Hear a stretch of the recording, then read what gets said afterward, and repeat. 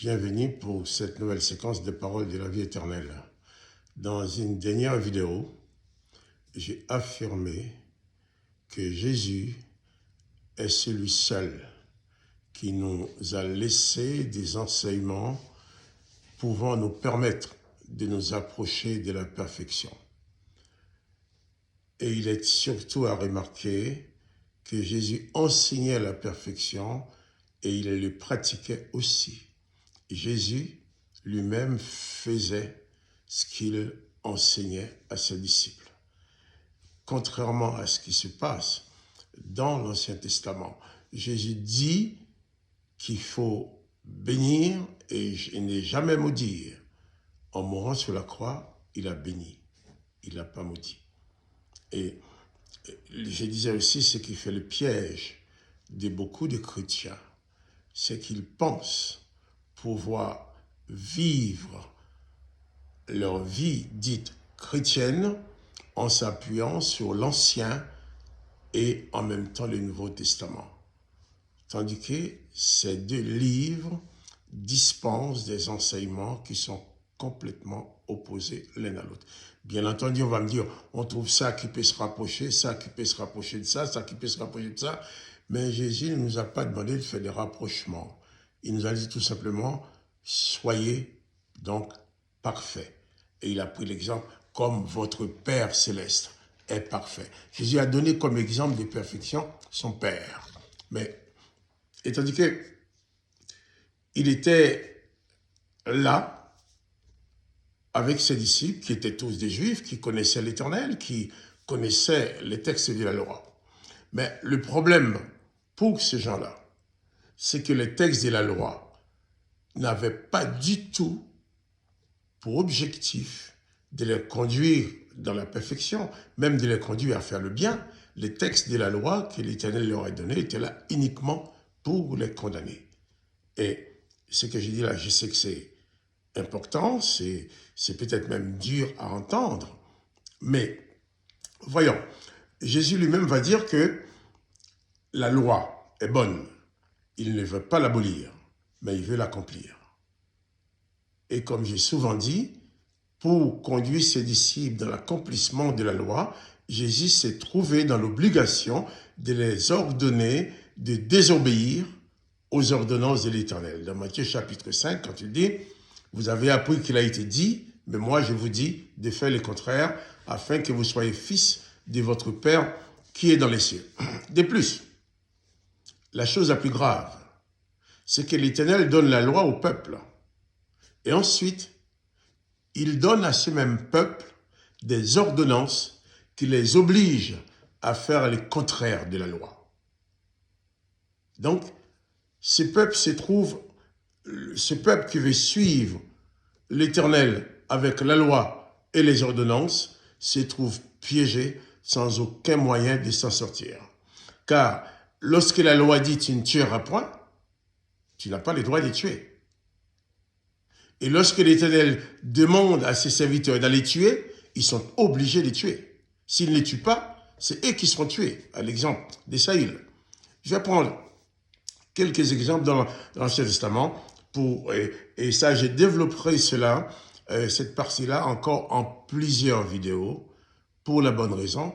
La question, c'est pas d'aller très vite pour dire des choses, mais c'est de prendre le temps de donner des vrais exemples que chacun peut vérifier en lisant les textes de l'Ancien Testament et comprendre. Parce que je ne tiens pas à ce que quelqu'un dise, voilà ce que Marc Joseph a dit, ça c'est vrai, je prends. Non.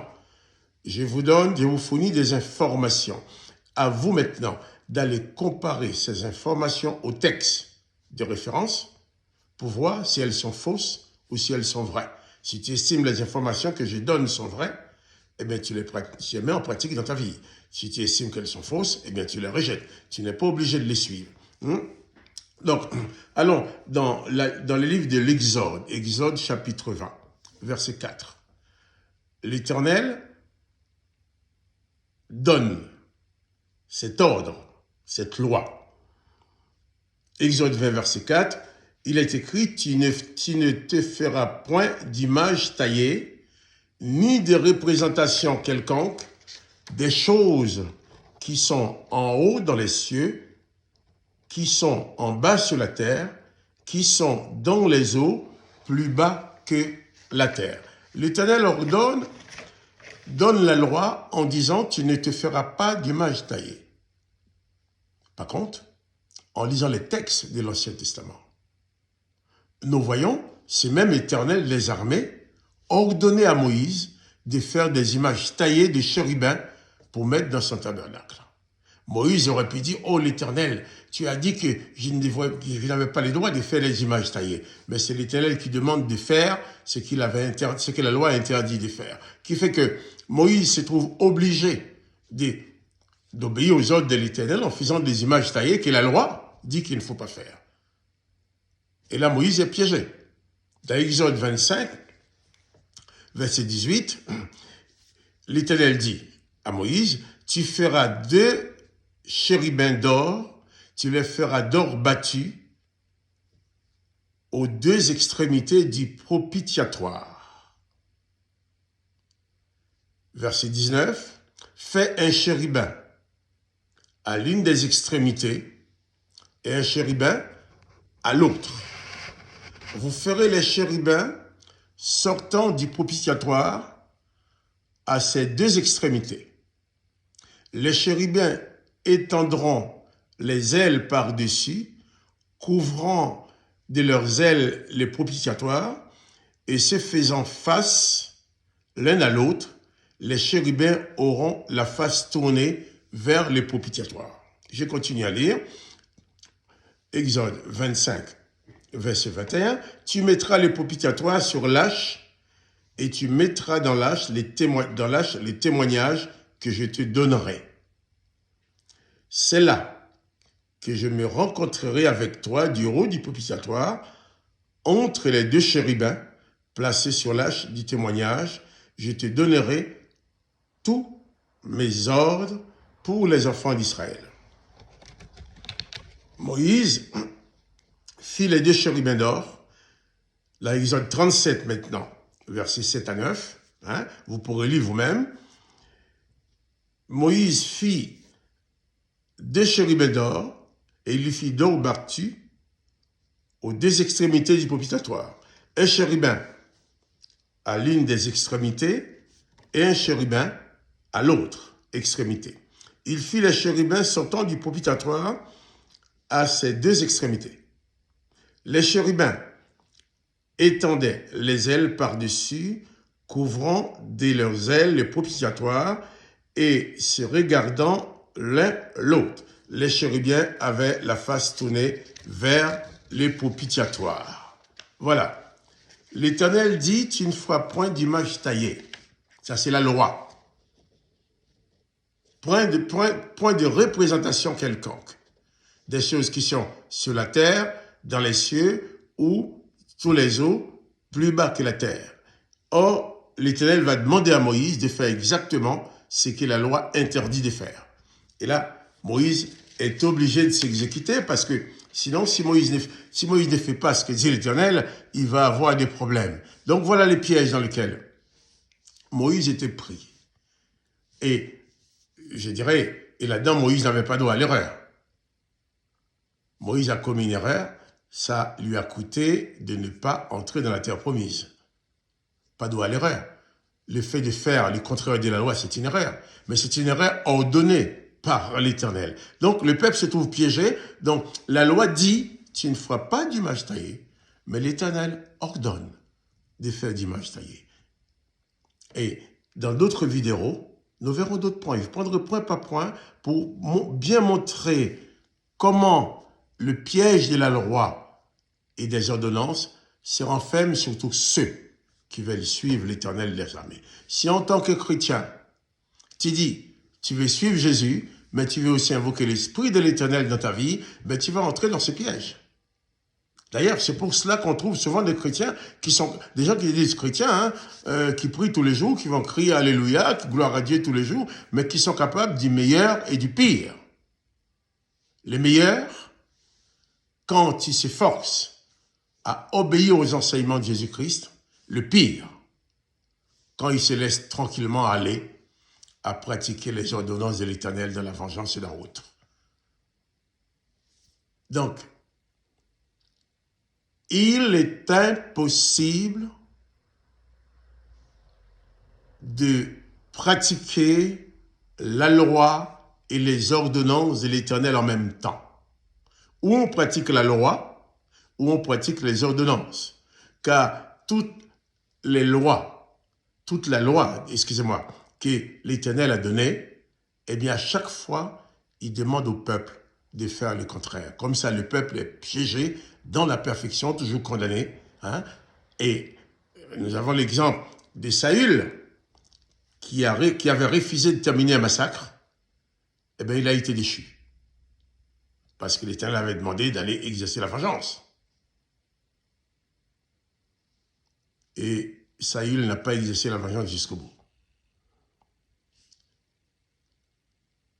Prenons bien conscience que là encore, je répète, je me répéterai encore, qu'il est impossible d'obéir en même temps aux ordonnances de l'Éternel et aux enseignements de Jésus-Christ. Et quand tu invoques l'Éternel, pas besoin de dire au nom de Jésus, puisque Jésus n'a jamais demandé d'invoquer l'Éternel en son nom. Il a demandé d'évoquer son Père.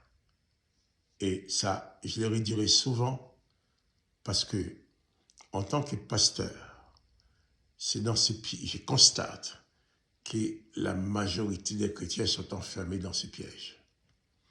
Ils vont lire les évangiles, ils vont prier au nom de Jésus, ensuite ils vont lire les psaumes de malédiction.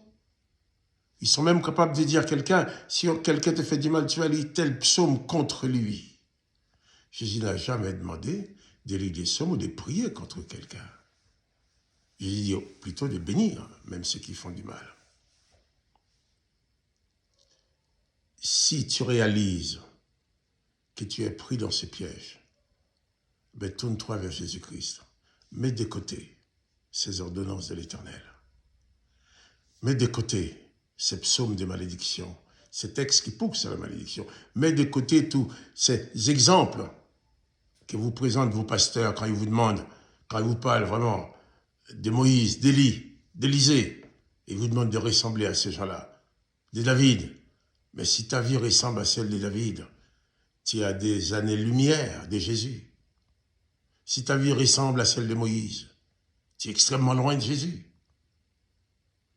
Si tu veux avoir une vie qui ressemble, tu veux prendre Élisée ou Élie comme modèle, mais tu es très loin de Jésus. Oh, Jésus veut que tu sois proche de lui, que tu pratiques ses enseignements, que tu puisses le ressembler. Tu es un disciple de Jésus. Jésus dit que le disciple accompli sera comme son maître. Tu ne peux pas avoir Jésus comme maître d'un côté et Moïse, Élie, Élisée ou autre. Un seul maître. Jésus va dire, nul ne peut servir de maître. Je reviendrai dans une autre vidéo avec d'autres exemples. Toujours pour montrer cette opposition entre la loi et les ordonnances. Jésus approuve la loi et il désapprouve les ordonnances. Que le nom du Seigneur Jésus soit béni, que toi aussi tu sois béni. Et n'hésite pas de faire connaître cette vidéo autour de toi. Si ça peut t'ouvrir les yeux, si les informations que je t'apporte là peuvent t'ouvrir les yeux, eh bien fais du bien à quelqu'un d'autre. En lui donnant l'occasion d'écouter aussi ces informations. Sois béni dans le nom de Jésus. À bientôt pour une autre séquence des paroles de la vie éternelle.